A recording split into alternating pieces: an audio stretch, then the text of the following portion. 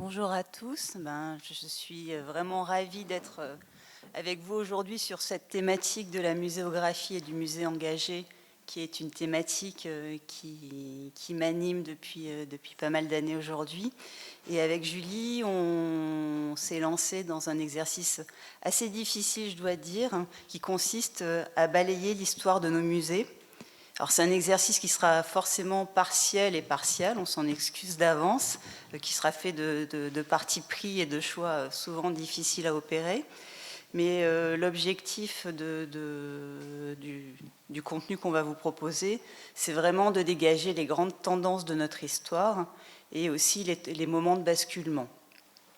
Donc, je veux saluer aussi le travail qui avait été réalisé en amont par Serge Chaumier, qui devait participer à ces rencontres dans leur première mouture 2020, donc qui n'a pas pu se joindre à nous aujourd'hui et qui en est vraiment désolé, et qui nous avait préparé un magnifique diaporama dont on s'est largement inspiré pour vous conter cette histoire, enfin notre histoire.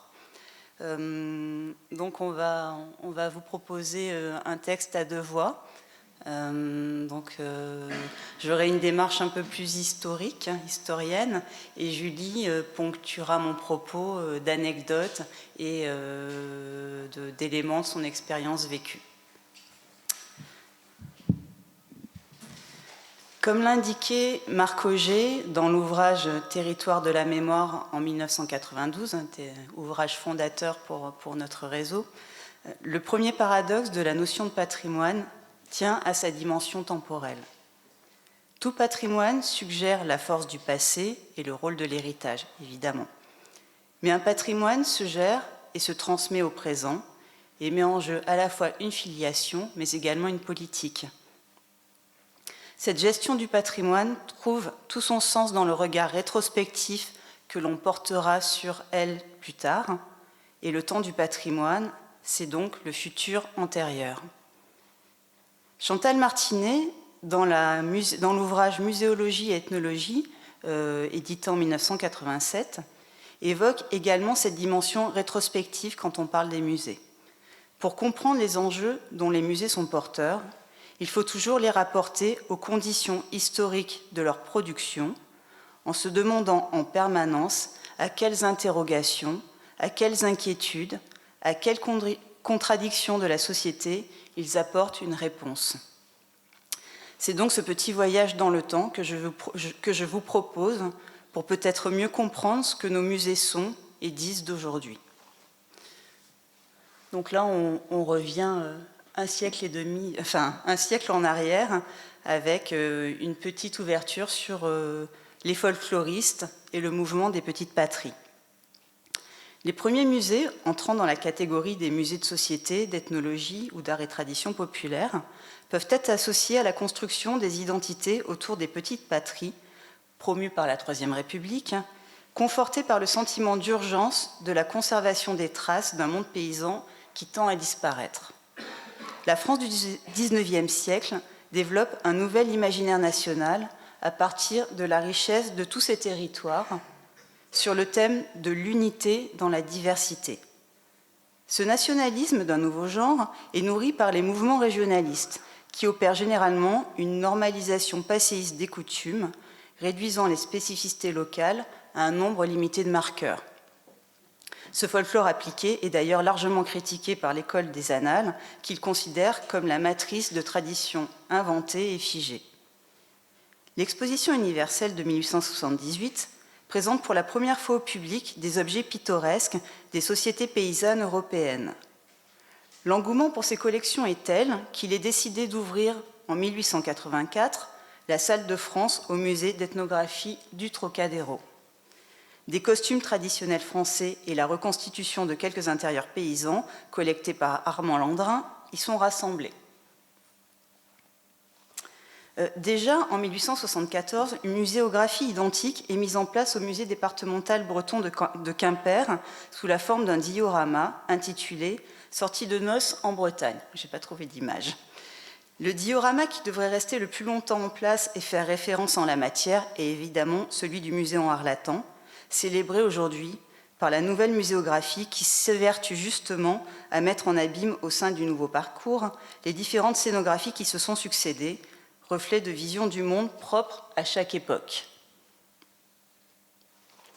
À Paris comme en région, les muséographes suivent l'engouement du public pour la présentation des objets dans leur contexte. La préoccupation principale est de regrouper des objets de diverses provenances afin de recomposer l'image d'une salle idéale, plutôt que la présentation d'ensemble provenant d'un seul lieu.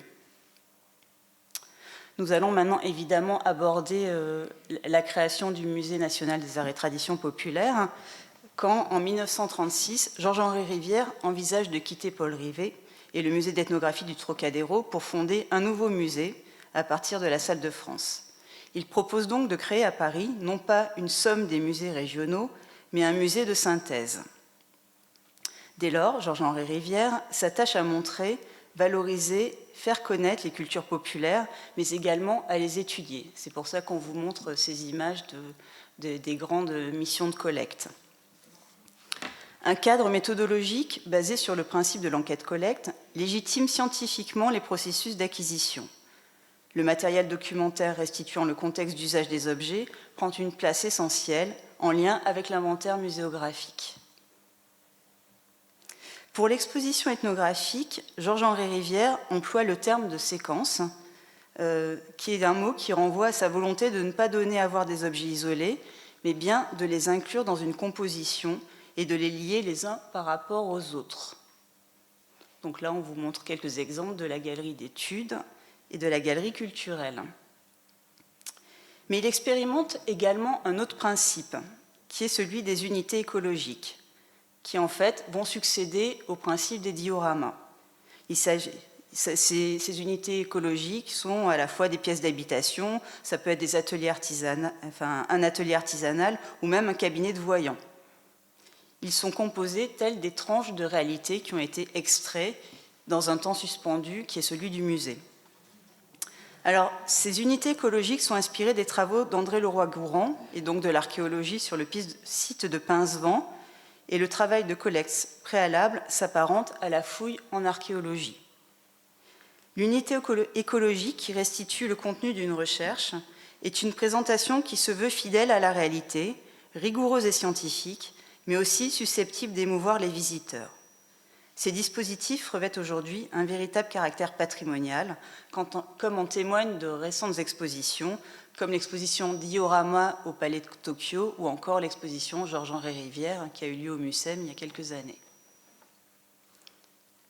Je pense ici évidemment à l'installation de Christian Boltanski au CAPC de Bordeaux.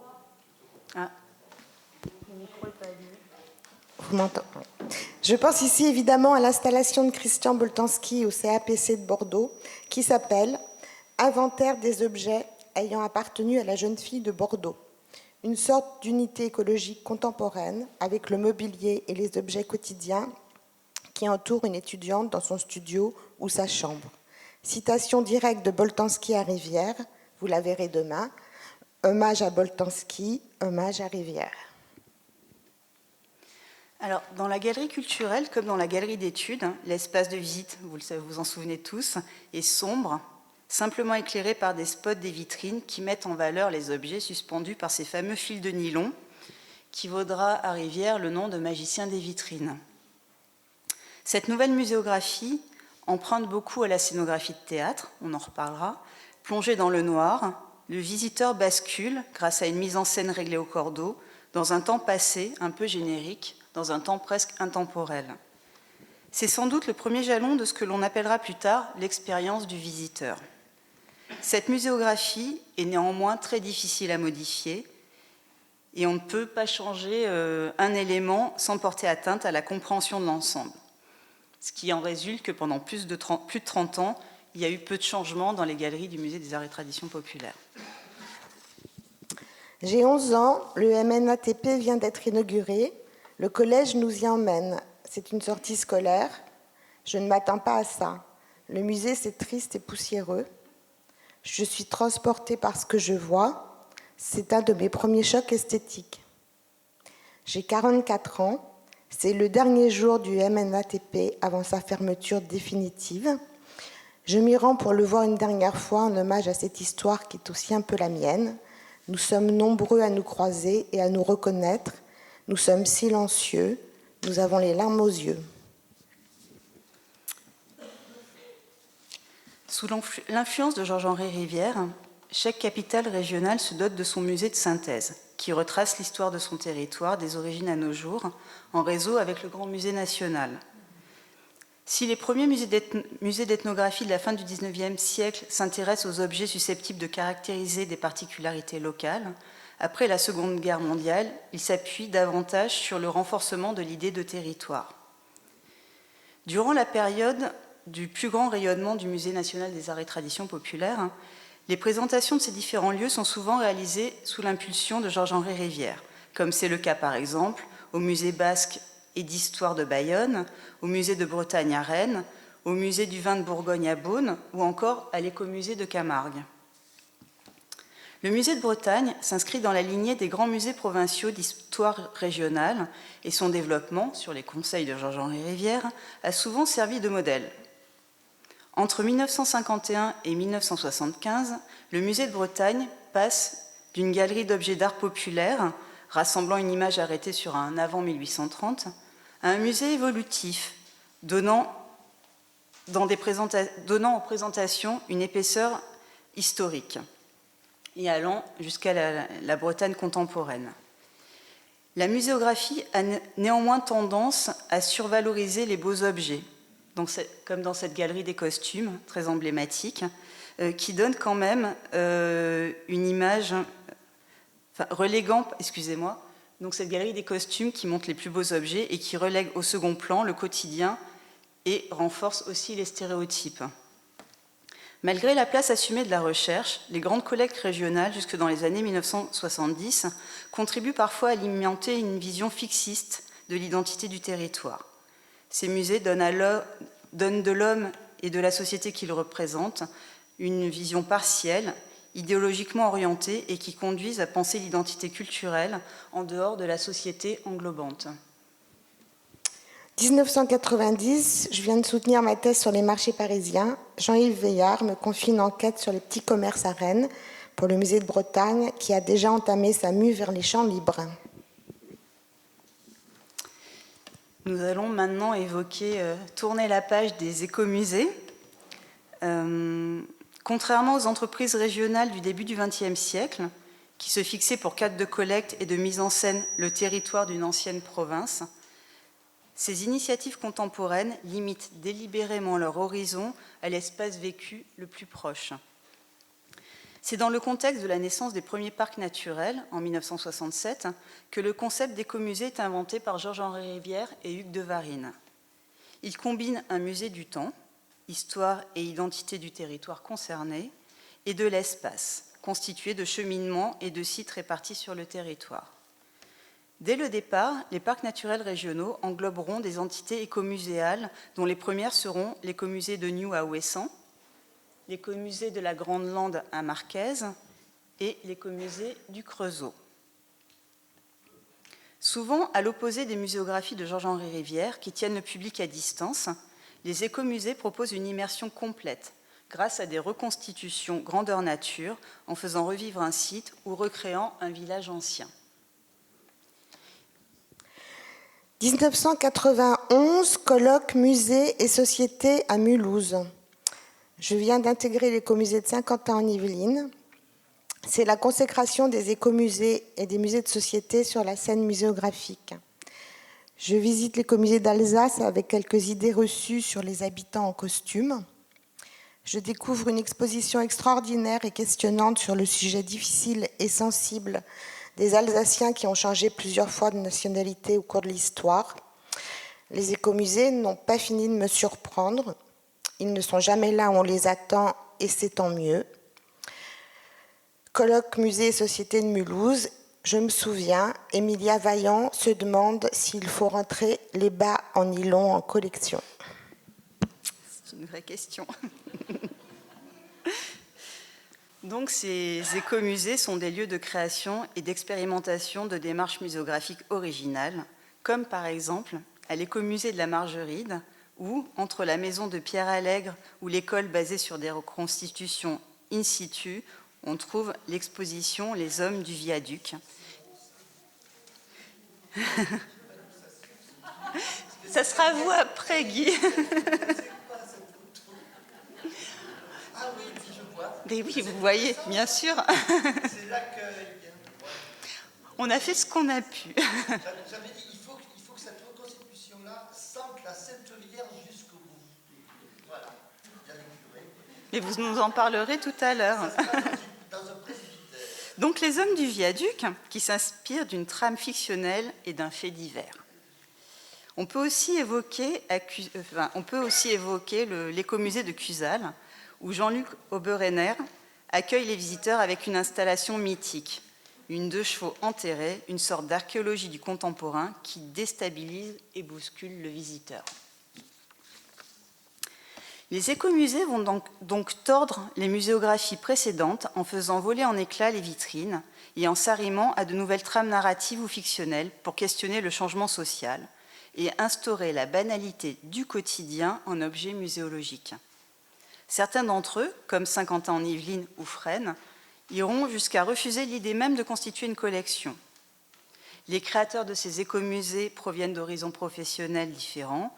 Ils sont animateurs socioculturels, gens du spectacle, enseignants, ingénieurs, et tout ça contribue à renouveler radicalement le regard et le cadre. J'ai intégré les écomusées comme on rentre dans une famille, pour ne pas dire dans les ordres. Je suis quand même très intimidée par l'aura des fondateurs, à qui je n'ose pas parler et qui sont devenus aujourd'hui mes amis. Je dois justement rendre visite à la famille. Je découvre alors l'écomusée de la Margeride avec Guy Brun. Ma chère rigueur scientifique vole en éclats en découvrant l'exposition sur le viaduc de Garabit. Il avait osé. Totalement convaincus par la force du récit, nous monterons ensemble années 50 à Saint-Quentin l'année suivante.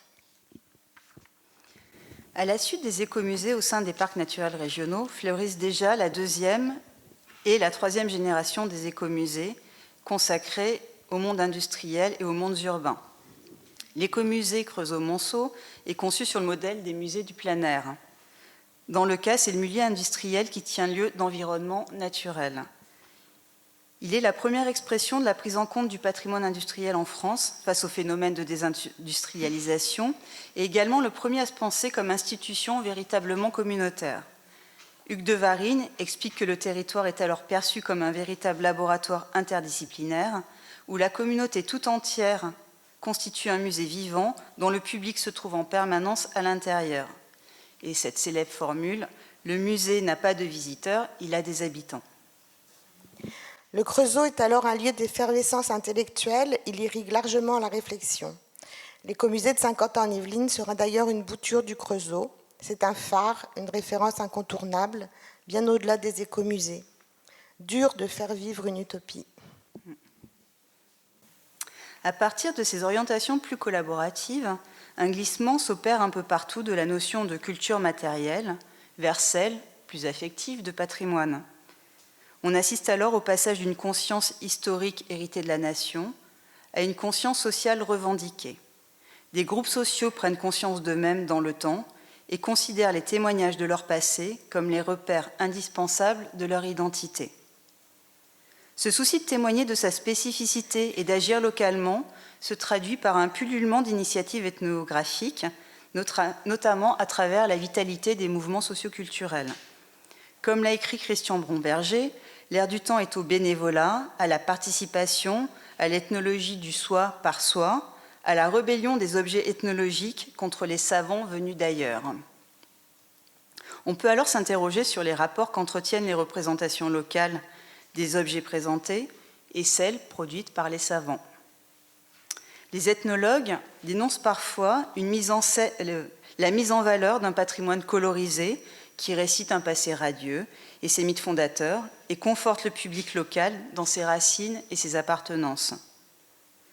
On oppose alors couramment la mémoire in vivo, fluide, inventive et rusée, à celle des musées et du patrimoine in vitro, dure, injonctive, résistante et vide de vie.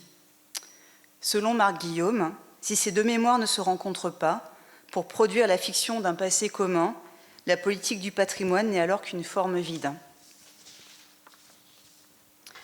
Et cette rencontre entre cette mémoire vive et cette mémoire dure sera possible grâce au tournant réflexif que connaissent les musées de société dans les années 1980-1990. Le musée tend à se professionnaliser, mais il est marqué par les nouvelles postures de l'anthropologie contemporaine. Le responsable de musée, comme l'anthropologue, ne se conduit plus en prédateur ni en sachant, mais va dans le sens de l'inclusion, de la co-construction avec la population concernée par le projet culturel.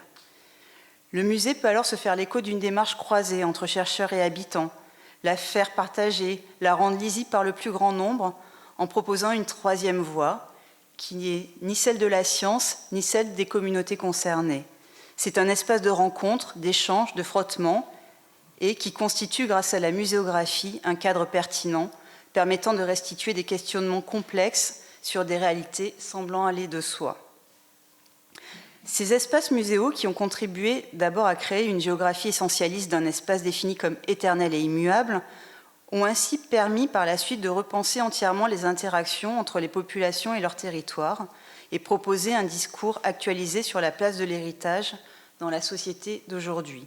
Et je vais citer Isaac Kiva, qui en 1985 disait « Le musée joue un rôle structurant pour décrire les permanences et les transformations des sociétés, la manière dont elles se créent et innovent.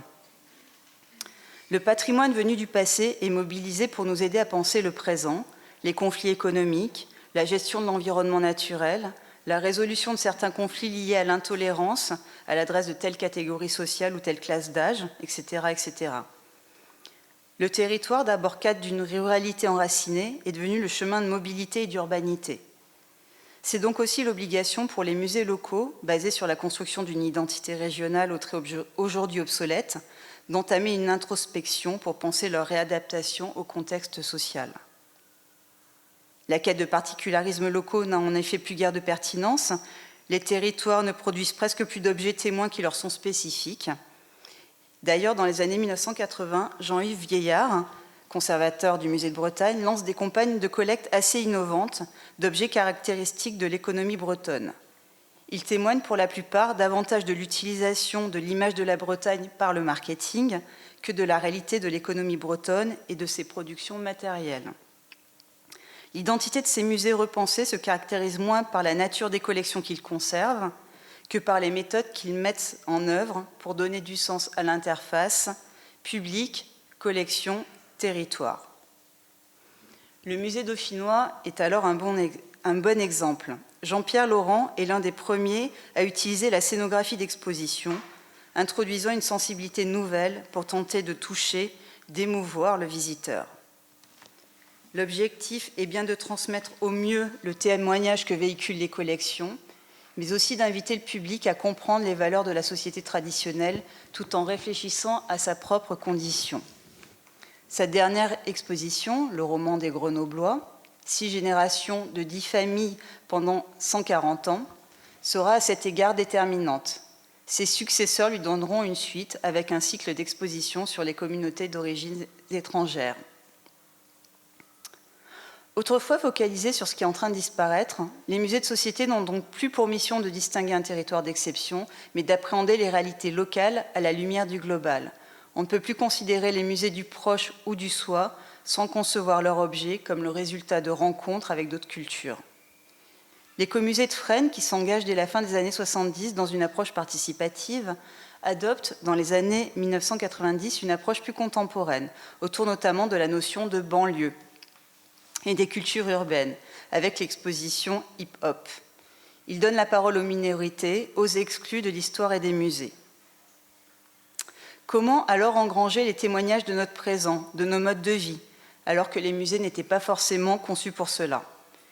Les musées qui se préoccupent des questions relatives à la période contemporaine sont-ils condamnés à devenir des supermarchés, conformément à la prédiction d'Andy Warhol? Christian Bamberger s'interroge au sujet des structures situées en zone urbaine. A-t-on besoin d'un écomusée pour recevoir un tel coup de poing que l'on peut s'administrer tous les jours si l'on prend soin de lever la tête? Mais précisément, on lève peu la tête dans le quotidien. Le musée de la ville, à Saint-Quentin-en-Yvelines, développe avec ses habitants une approche critique de leur environnement. Comment se situer dans la ville nouvelle, dans l'aventure collective qu'a représentée sa construction en moins d'une génération et qui fait caisse de résonance avec la modernité des années 1970. Face à l'architecture des villes nouvelles, par exemple, le musée de la ville est confronté à des critiques souvent virulentes des habitants. Il s'agit alors pour le musée de mettre en perspective ses jugements, de déconstruire les idées reçues. Il n'existe pas d'objet ethnographique par nature, on nous l'a bien démontré hier. C'est avant tout le regard de l'ethnologue et les questions qu'il pose au réel qui le définissent comme tel. Dans l'exposition Vous avez de beaux restes, le musée de la ville à Saint-Quentin-en-Yvelines a expliqué quelle est la démarche du musée sur les modes de vie contemporains à partir de la métaphore d'un chantier de fouilles d'un appartement des années 1980. La scénographie s'articule autour d'un magma d'objets indifférenciés et monochromes, de la même couleur que le matériau d'enfouissement, afin de signifier leur équivalence en tant que déchets condamnés à être détruits puis oubliés. La découverte de certains d'entre eux est exprimée par la présence d'objets réels, alors extraits de la masse. Le musée de la ville a été un vrai laboratoire en France pour les collections du contemporain, un combat aussi pour convaincre les tutelles de cet enjeu. Je me souviens des commissions d'acquisition dont j'étais la principale récréation. Quand j'entrais dans la salle, j'entendais « Ah, Madame Corteville, quelles horreurs vous nous avez amenées encore aujourd'hui !» Faire de l'ethnographie ou de la muséographie, c'est adopter un point de vue, faire des choix, raconter une histoire à partir d'éléments matériels ou immatériels, construite à l'issue d'une démarche scientifique. Comme l'illustre parfaitement l'exposition « La différence » dont on a parlé hier, en 3 actes. Co-réalisée par 3 institutions entre 1995 et 1997, donc le musée d'ethnographie de Neuchâtel, le musée dauphinois de Grenoble et le musée de la civilisation à Québec, elle offre en juxtaposé 3 expressions, 3 traitements, 3 institutions relevant de 3 nations et peut-être même de 3 cultures. Selon Philippe Méraud, ce projet se présente comme un dispositif d'expérimentation du principe de reconnaissance simultanée entre l'objet, l'auteur d'exposition et le visiteur. Le musée incarne donc désormais un lieu situé, engagé, proposant une certaine vision d'un territoire et de ses habitants, de leur passé, de leur présent et de leur avenir. À travers ces expositions, il se doit d'assumer une certaine subjectivité et en fait même une modalité opératoire de compréhension du monde qui l'entoure. Selon Jacques Hénard, exposer, c'est déstabiliser le savoir acquis, provoquer le dérangement des visiteurs par des rencontres inattendues d'objets quotidiens et lointains autour de thèmes sensibles. Qualifiée de muséologie de rupture, cette démarche vise à interpeller le visiteur, solliciter son esprit critique, déconstruire ses idées reçues pour l'amener à repenser sa réalité. L'exposition qui entremêle description et narration, discours scientifique et démarche artistique, brouille parfois les catégories entre fiction et réalité. Elle parle évidemment à notre intelligence, mais touche également notre sensibilité et façonne notre imaginaire. L'école de Neuchâtel nous a nourris, influencés et aidés à penser notre métier en lisant et en écoutant Jacques Hénard. Je ne me suis rendue que tardivement à Neuchâtel, au moment où Marc-Olivier Gonset a pris la succession. Un peu comme un pèlerinage à la Mecque, visiter le Maine était l'aboutissement d'une quête intellectuelle et aussi un peu la peur d'être déçu. Bluffé quand même par l'incroyable liberté et la puissance de déconstruction de ces expositions, je visitais avec Valérie Helvetia Park, où l'équipe jonglait allègrement et avec irrévérence sur tous les clichés de la Suisse. J'ai alors pensé qu'un stage à Neuchâtel devrait être obligatoire pour tous les conservateurs de musées. L'exposition est un engagement et il faut prendre parti. Sinon, à quoi bon ?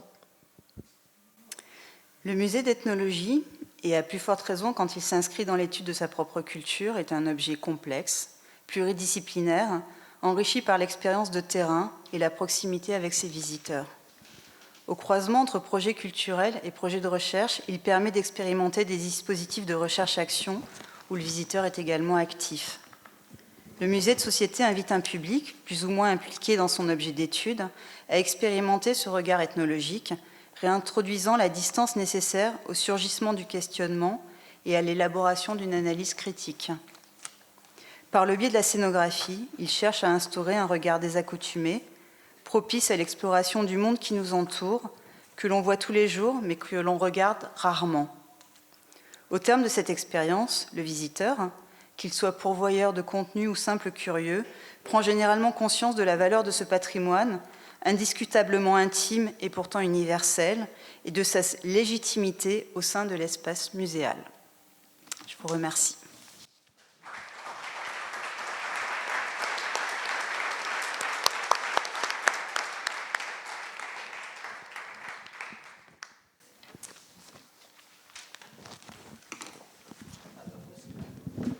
Je vous l'amène. Guy, il est là. À côté, alors.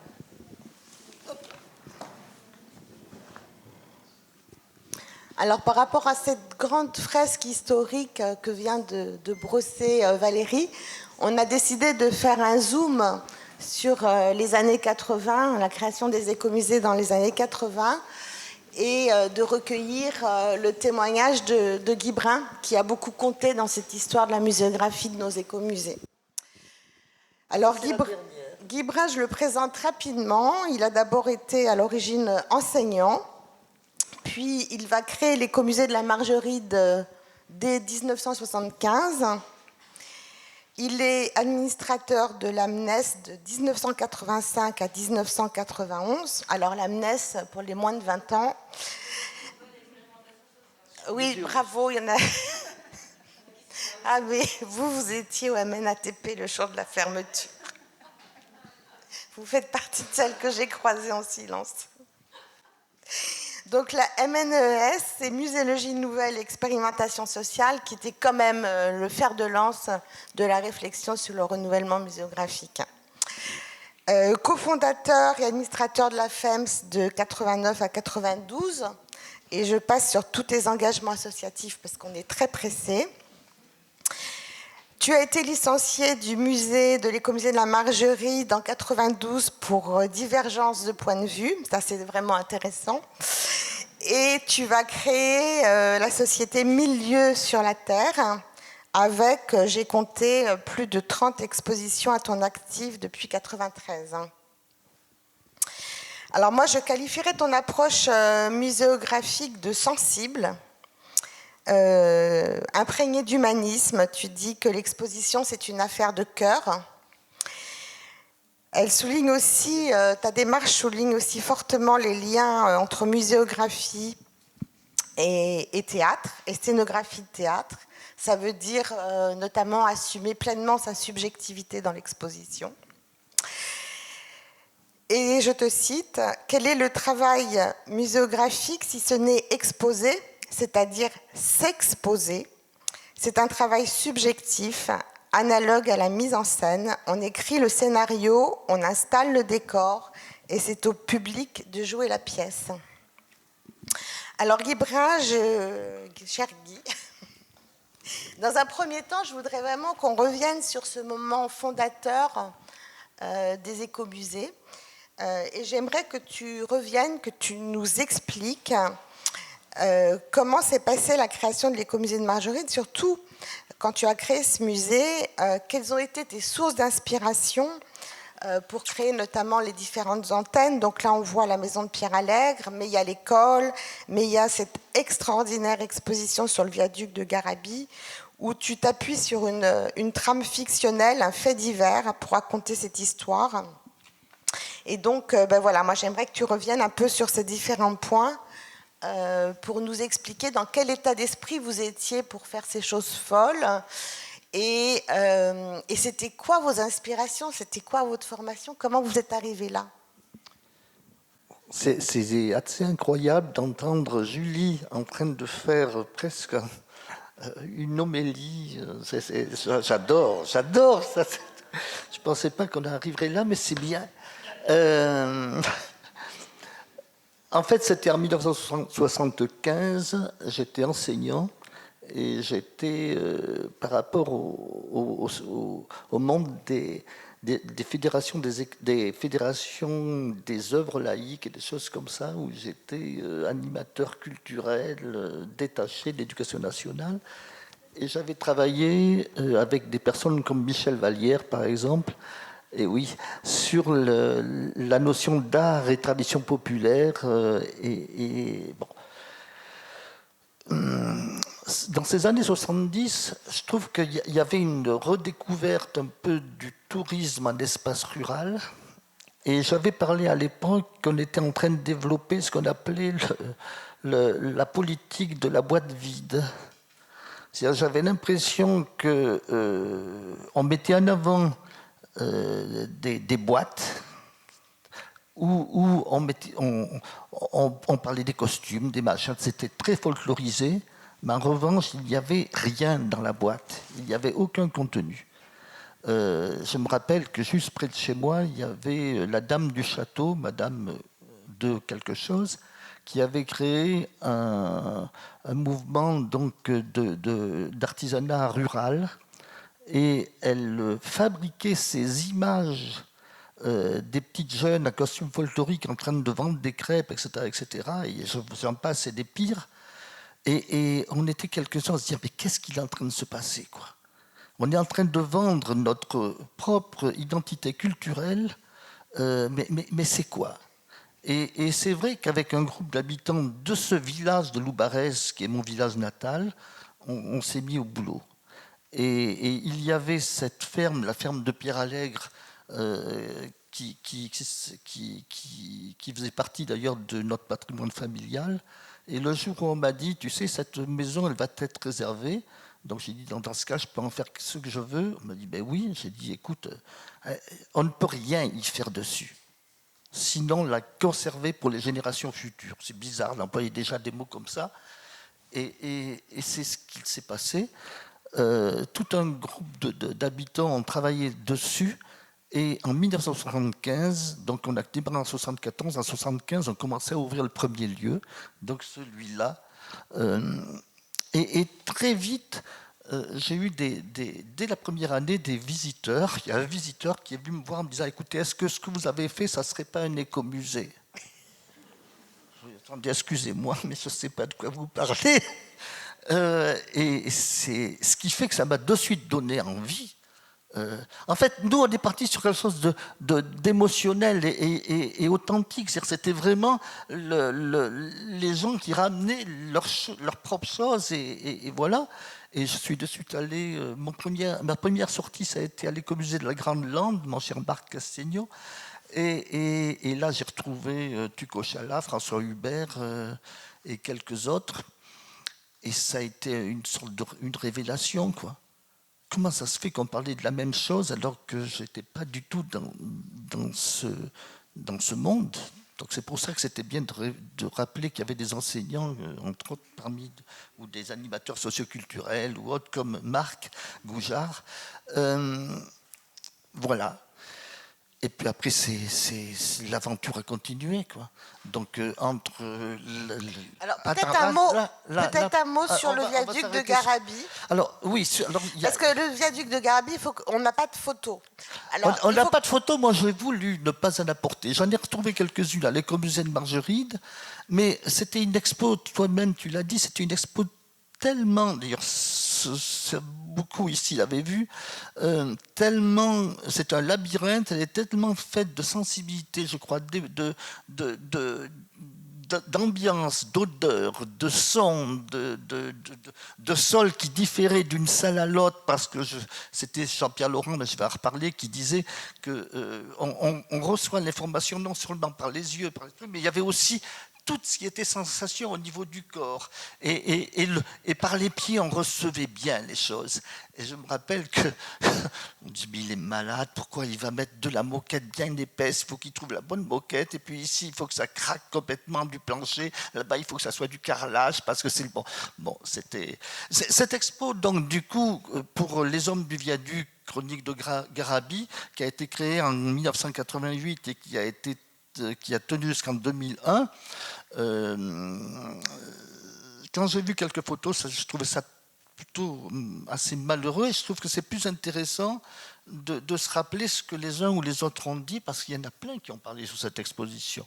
Je sais pas, je vous le laisse. Est-ce que tu peux quand même expliquer à la salle, parce que ce qui était notamment très innovant, c'était de s'appuyer sur un fait divers, hein, pour raconter l'histoire de la construction. Et ce décalage-là, cette trame fictionnelle, je sais pas, elle n'était pas très présente encore dans les musées. Mais c'est-à-dire que, bon, je dois dire que j'avais déjà rencontré Jean-Pierre Laurent, tu l'as dit, voilà, par rapport au musée dauphinois, et je ressentais des choses par rapport à la dimension du théâtre, du spectacle, avec l'écriture d'un scénario, la mise en place on disait clairement que l'exposition était sens, c'est-à-dire qu'on se déplaçait à la fois physiquement et virtuellement dans une histoire, de séquence à séquence et puis d'espace à espace, et à mesure on était dans cette dramaturgie qui faisait que c'est vrai que la formule on plante le décor, on écrit le scénario et c'est le visiteur qui joue la pièce, ça c'est quelque chose,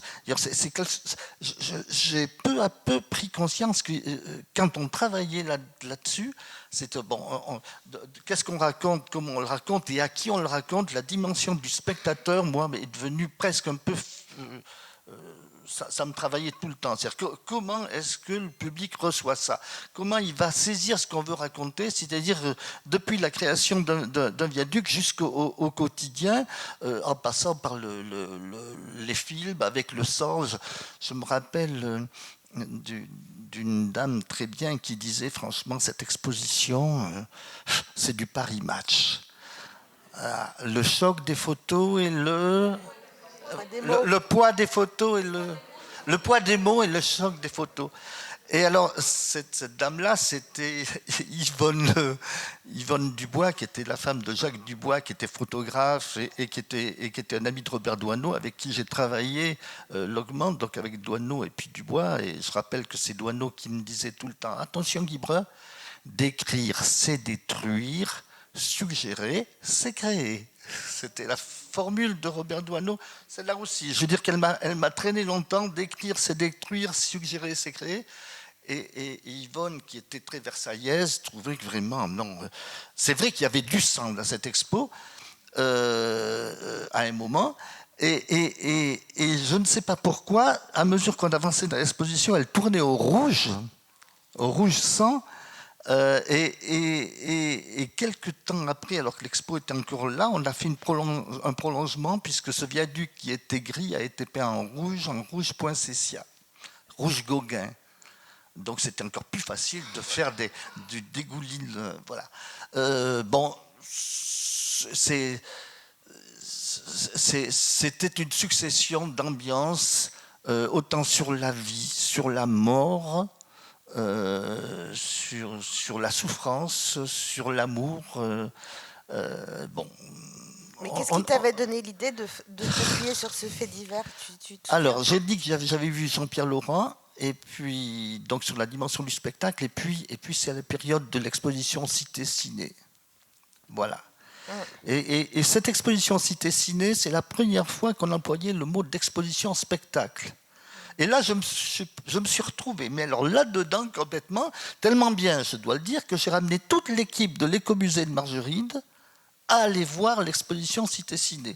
Ce qui fait que quand ils étaient, parce qu'on avait déjà, nous, pas mal construit Garabi, et d'un seul coup, pour eux, ce que je leur faisais faire de remonter, on redescendait, on passait, il y avait des portes, il y avait des rideaux, paf, on passait d'une salle à l'autre, l'ambiance était totalement différente d'un endroit à l'autre, il fallait ça leur a paru assez évident. Comment les publics ont réagi?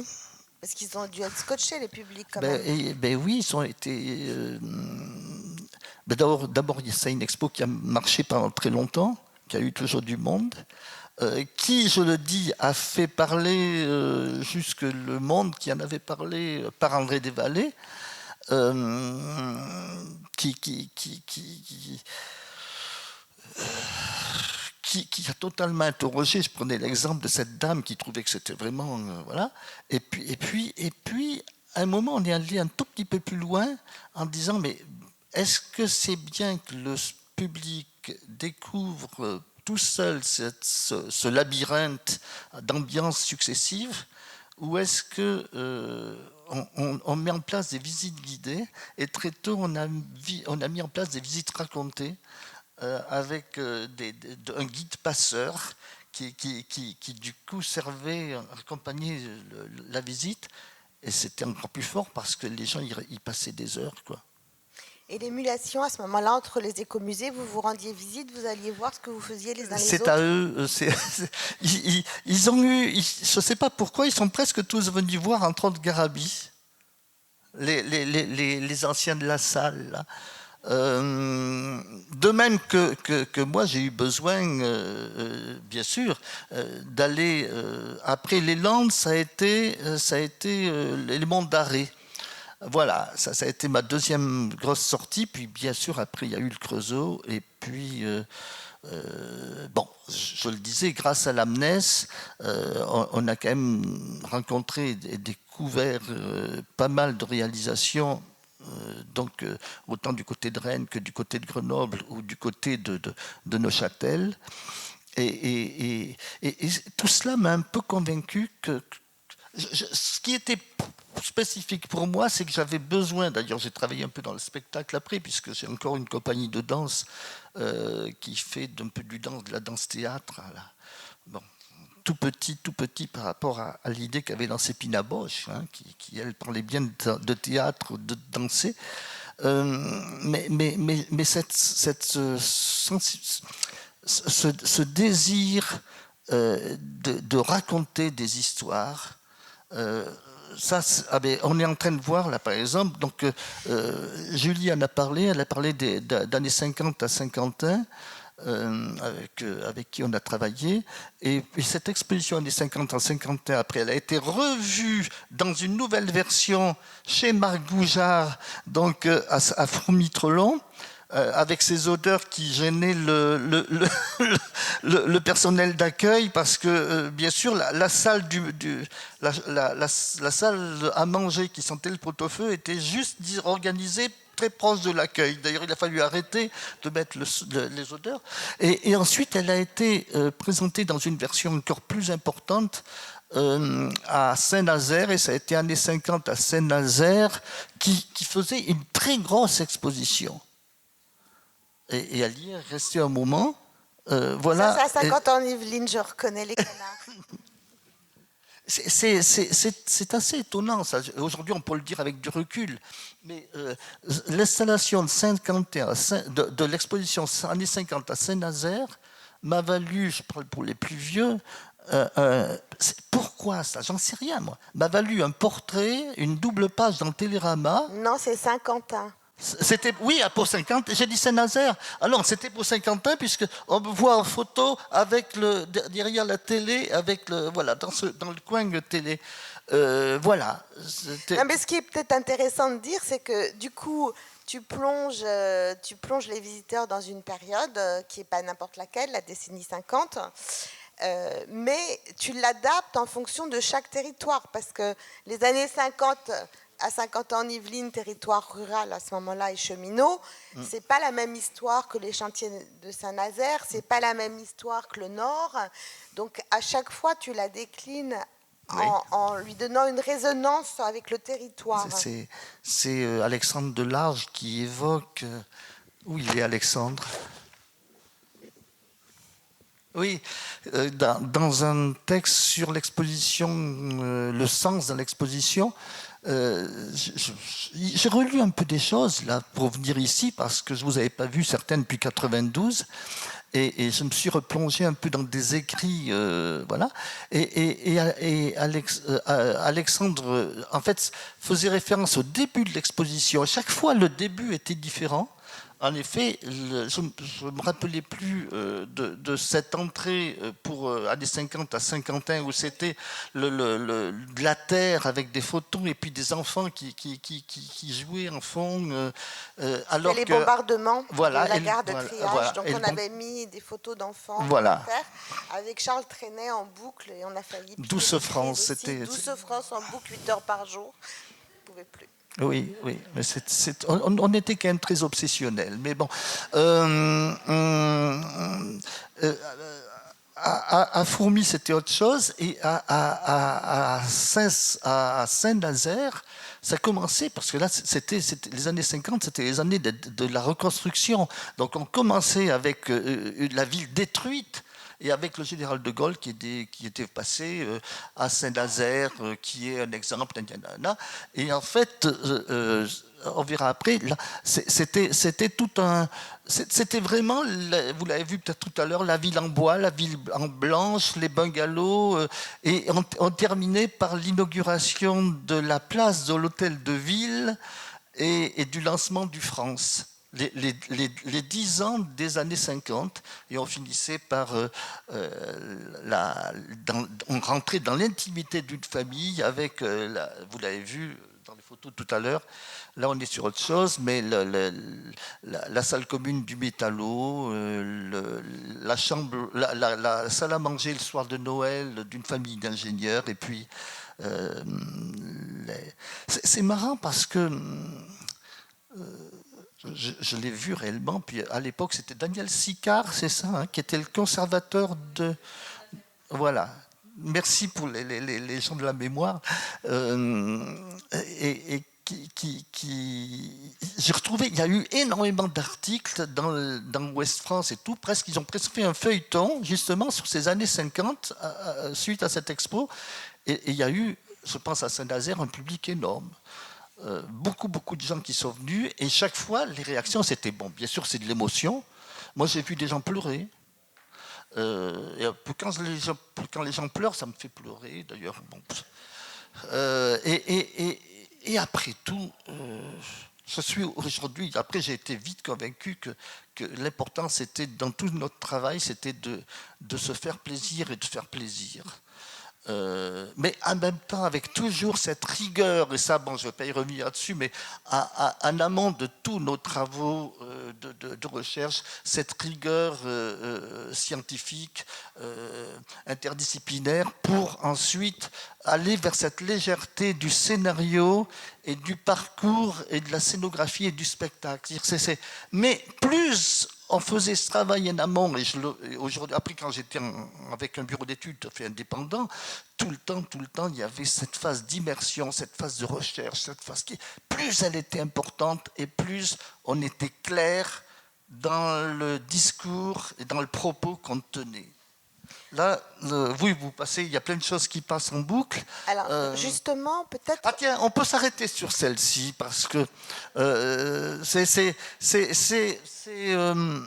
peut-être certains le savent, j'ai eu la chance, j'ai eu une commande très forte qui a duré 7 années à Belle-Île-en-Mer sur la Pointe des Poulains, donc la propriété de Sarah Bernard.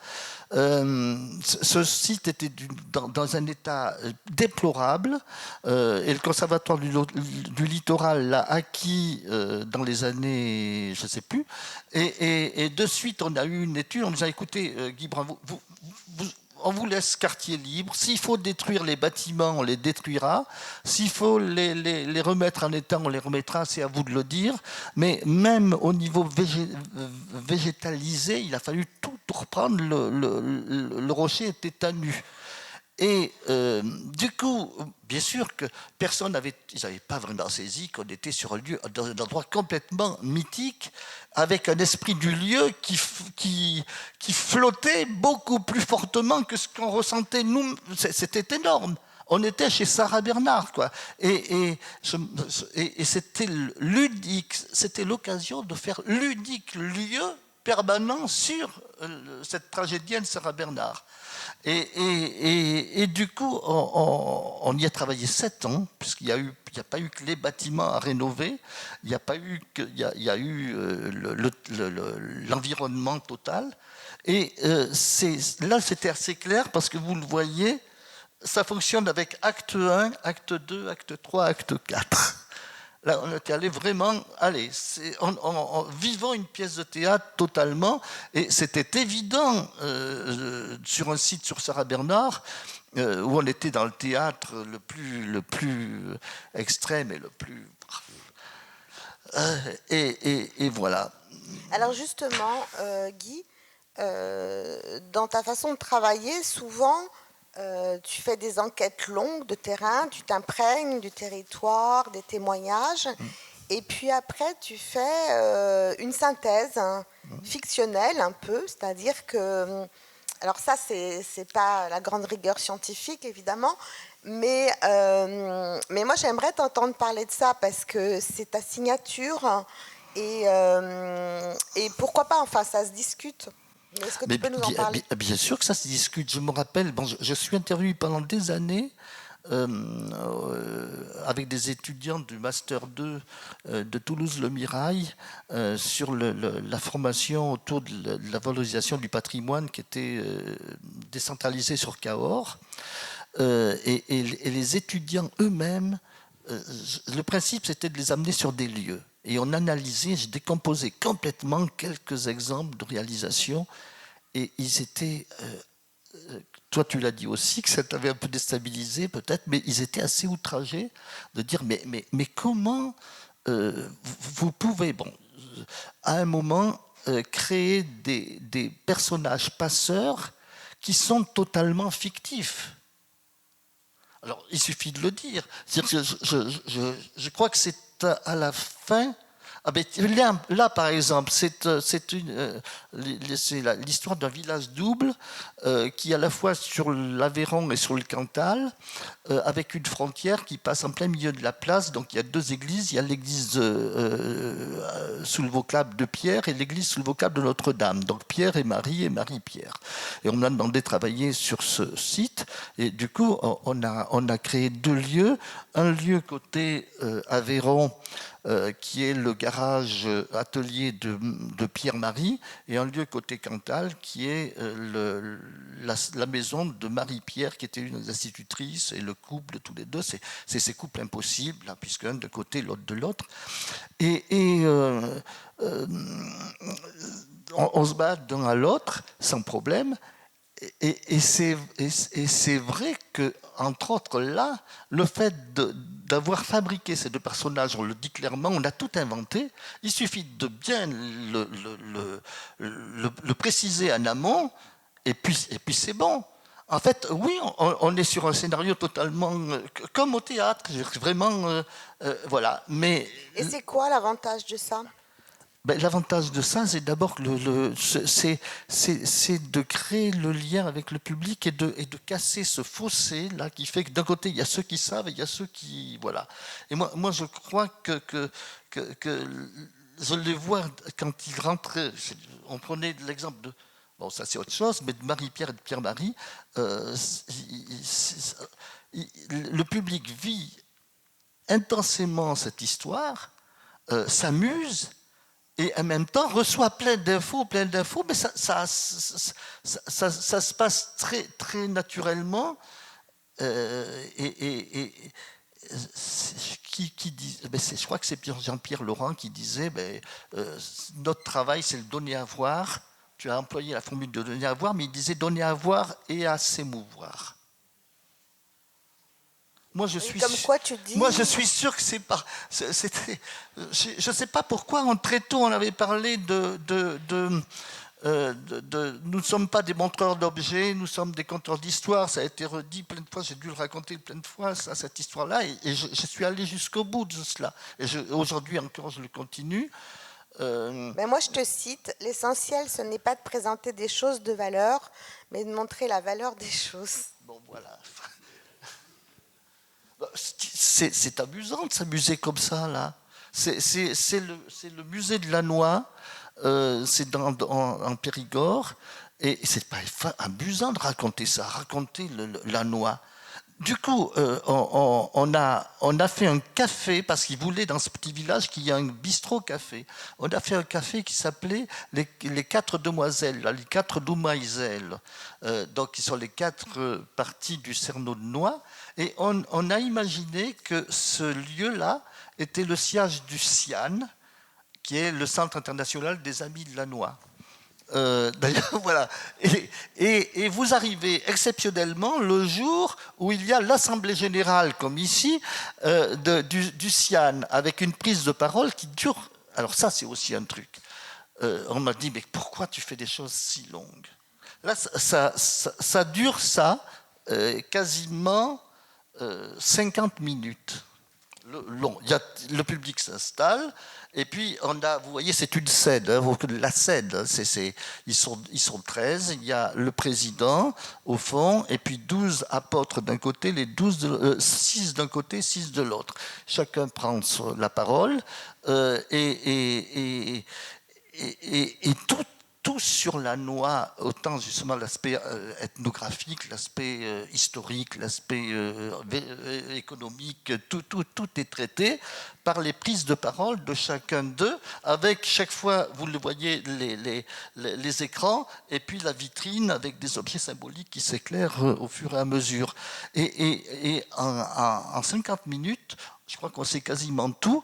Et alors après, comme c'est une journée exceptionnelle, c'est l'image d'après, on a la possibilité, voilà, d'entrer, mais la dernière, voilà, d'entrer dans la salle du trésor. J'avais déjà fait dans les Pyrénées, en Vallée d'Aspe, j'avais déjà fait un reliquaire à Sarens. C'est beau ce côté un peu totalement justement merveilleux là où on rajoute sur la mise en vitrine de l'objet. Ça devient vraiment, ce sont des reliquaires. Alors voilà, là c'est autre chose, pareil, c'est la salle du trésor. Et bon, ça a été pour moi, j'insiste, c'est important que je prenne du plaisir et que je partage ce plaisir. Je veux dire que j'ai joué au collectionneur de casse-noix. C'est l'image d'avant. J'assure que chez moi, je me suis constitué collectionneur de casse-noix. J'en ai trouvé, j'en ai cherché partout, j'en ai rentré 150. Quoi. Donc, et alors le plaisir ensuite de les exposer, de les mettre, de même que chez Pierre-Marie. C'est pour ça, s'exposer, c'est s'exposer et s'engager réellement. Dans l'histoire de Pierre-Marie et Marie-Pierre, ceux qui me connaissent bien ont dit, mais c'est toi, quoi. Pierre-Marie fait du théâtre, d'ailleurs vous avez peut-être vu l'image, il fait son décor de théâtre et il raconte son village à sa façon théâtralement, mais en même temps il est philatéliste que je fus, et puis il bidouille les sons, les machins. Quant à Marie-Pierre, elle était institutrice, ce que je fus, elle faisait de la botanique, ce que je fis, et elle collectionnait les santons, ce que je fis aussi. Bon, la différence avec moi, c'est que tous les deux étaient obsédés par le double. Je ne sais pas si... Voilà, on y est là. Revient après. Voilà.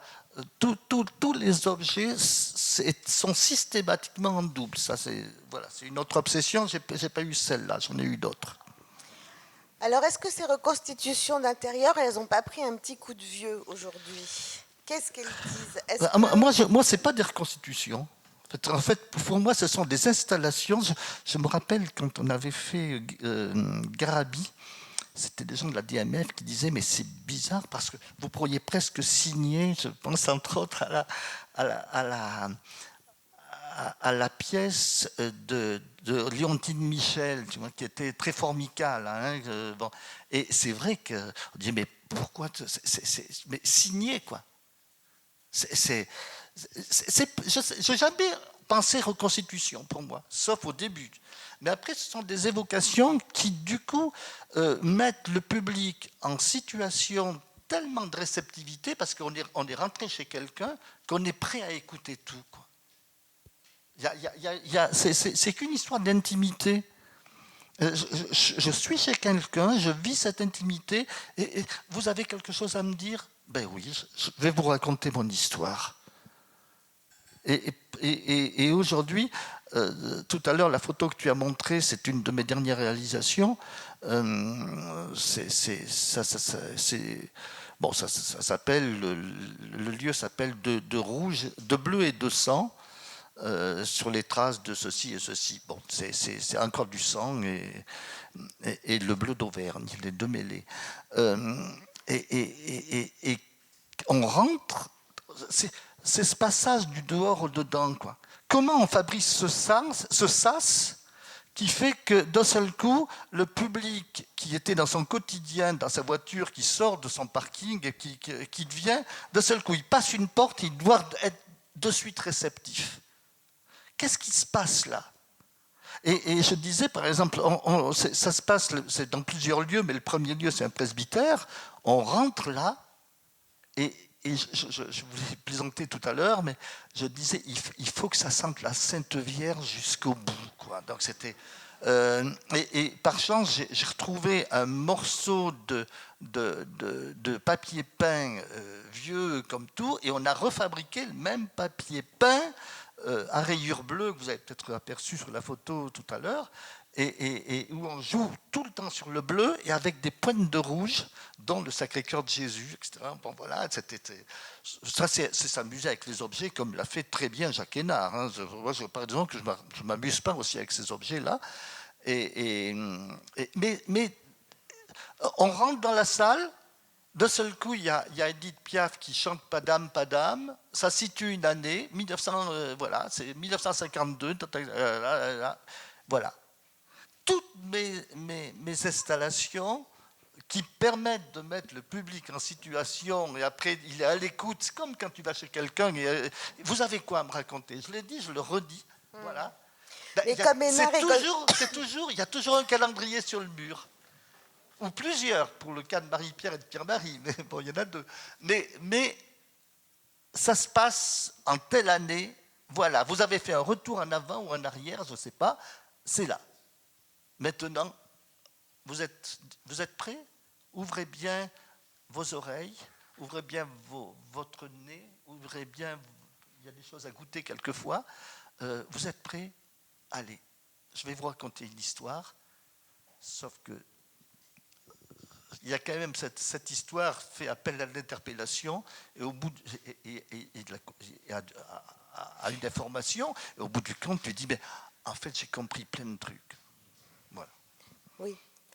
C'est le ressort de l'émotion et du registre de la nostalgie, mais la nostalgie, c'est à double tranchant, non? Bien sûr.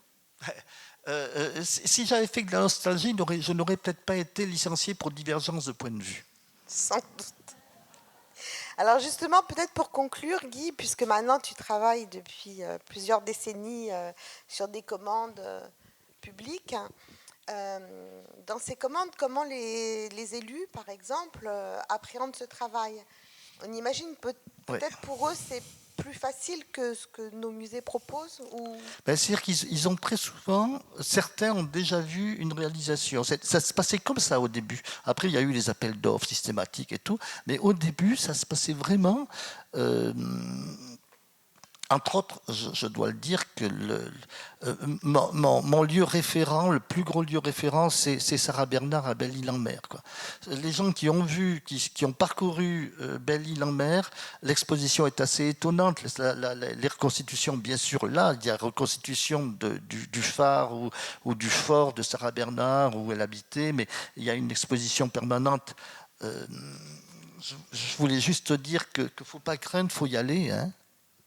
Je vous le dis aux plus jeunes, quand j'ai travaillé sur Sarah Bernard, on a donc écrit, gros travail de recherche, là, c'était... Bon, et on a écrit un scénario autour en disant, on donne la parole à Lisiane Bernard, qui avait déjà écrit un bouquin qui s'appelait Ma grand-mère. Voilà. Et on a réécrit à la façon de Lisiane Bernard. Et puis, on se dit, bon, maintenant, c'est une expo et ça va fonctionner avec des audioguides, mais qui peut interpréter Lisiane Bernard? Et puis, on a dit, je pense, avec les personnes avec qui avaient écrit des textes, on disait, mais il n'y en a qu'une. Mais oui, je crois qu'il n'y en a qu'une. Et c'était Fanny Ardant. Donc, on y allait. C'est de la chance, comme disait Mais Ena oui. hier. Et on a contacté Fanny Ardant, qui a dit, mais c'est formidable. Moi, je veux bien parler aujourd'hui, je veux bien donner la parole de Lisiane. Je comprends, oui, Guy, je suis d'accord, on va le faire. Et donc, nous avons monté un studio d'enregistrement dans son appartement. Et aujourd'hui, le public est accompagné par Fanny Ardant, qui raconte sa grand-mère, Lisiane. Hein, donc, voilà. Bon, dernière question, 1 minute pour répondre. Quel regard tu portes aujourd'hui sur nos expositions dans nos musées? Tu vas les voir de temps en temps? Tu les fréquentes encore? Oui, je les fréquente encore.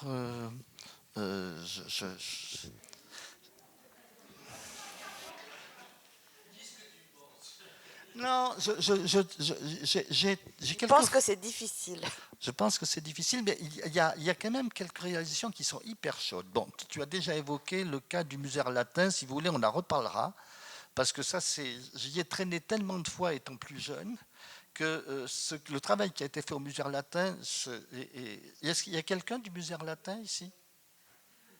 Est-ce que vous avez vu sur le livre d'or, je vous ai écrit une page entière ou même plus? Et j'ai mon neveu qui a lu après. Mon neveu, c'est l'assistant à Christian Lacroix, donc, que vous avez peut-être rencontré, et qui m'a dit, mais attends, mais t'as vu ce que t'as écrit? Ça pourrait leur faire leur texte de médiation pour inciter... Vous l'avez vu? Je connecte, oui, j'ai vu. Voilà. Non, je trouve que c'est quelle intelligence. Qu'est-ce que ça fait plaisir, moi qui ai traîné avec les anciens de ce musée, et à la fois d'avoir le culot de garder des vitrines, etc., et de les conserver, d'avoir autant d'objets, et puis de raconter, d'avoir un double discours à la fois sur le patrimoine du pays d'Arles, mais également ce fil conducteur sur l'histoire de la muséologie. Quoi. Bon. Et puis j'ai eu un coup de cœur parce que sur la partie Jean-Henri Rivière, tiens, je vous l'ai dit ça, non? Petite anecdote, le fait que j'ai jamais rencontré Jean-Henri Rivière, je vous l'ai dit ça ou pas? Non? En fait, j'étais enseignant, donc... et j'ai pas été élève de Jean-Henri Rivière, parce que quand j'ai dit à mes parents que je voulais faire de la muséographie et que je voulais aller à l'école du Louvre, mais mon pauvre garçon, qui c'est qui paye? Donc bon, très bien, je vais faire autrement, quoi. Et il y avait mon ami Alain Joubert, et oui, ils étaient en train de travailler sur l'écomusée du Mont-Lozère. Voilà. Et alors il passait à Loubarès. Et Joubert disait chaque fois, écoute, je t'assure, il faut vraiment que j'arrête Jean-Henri. Il faut que vous vous connaissiez. Mais Jean-Henri n'a jamais voulu s'arrêter à Marguerite. Merci Guy Brun. Mais j'ai pas fini, je voulais dire.